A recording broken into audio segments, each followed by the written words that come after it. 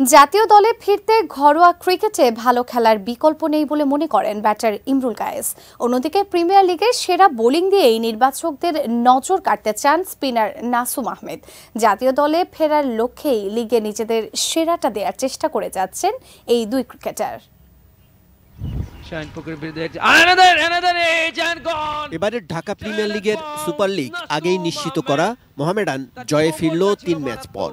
প্রথম পর্বের শেষ ম্যাচে ব্রাদার্স ইউনিয়নের বিপক্ষে দাপুটে জয়ই পেয়েছে সাদা কালো দল। বল হাতে 5 উইকেট নিয়ে নিজের ক্ষুধা মেটালেন এ দলের নাসুম আহমেদ। অনেক বেশি খিদেই ছিল আমার, যে এরকম হাংরি ছিলাম যে আমি একটা ম্যাচ ক্লিক করবো ইনশাআল্লাহ। একটা ম্যাচ আজকে পারফর্ম করছি, নেক্সট ম্যাচের জন্য আরো ভালো কনফিডেন্স নিয়ে আমি শুরু করতে পারবো আবার। লিগে 18 উইকেট নিয়েছেন নাসুম। এখনও ম্যাচ বাকি 5টি। উইকেট সংখ্যাও বাড়িয়ে নিতে চান এই বাঁহাতি স্পিনার। নিজের বোলিং শানিত করতে টি-20 বিশ্বকাপে বাংলাদেশ দলের স্পিন কোচ মোস্তাক আহমেদের কাছে শিখতে চান সেরাটা। আমি কখনো লক্ষ্য সেট করি না, আমি ম্যাচ বাই ম্যাচ আগাইতে থাকি।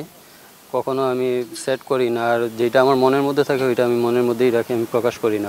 আমি আসলে ওনার সম্বন্ধে তেমন কিছু একটা জানি না।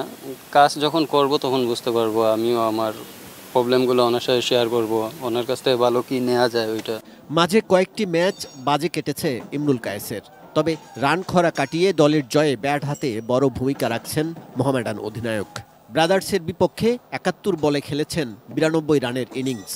তবে তার আক্ষেপ দলকে চ্যাম্পিয়ন করতে পারছেন না।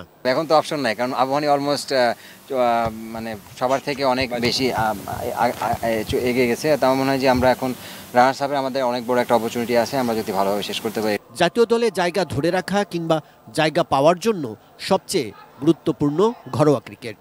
এখানে ভালো খেলার বিকল্প নেই বলেই মনে করেন ইমরুল।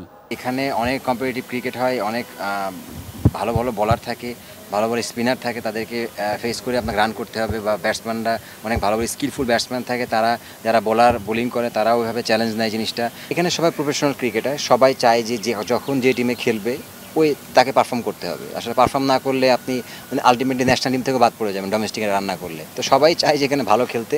কলকাতায় গোলাপি বলের টেস্টটাই বাংলাদেশের হয়ে সর্বশেষ ম্যাচ ইমরুলের।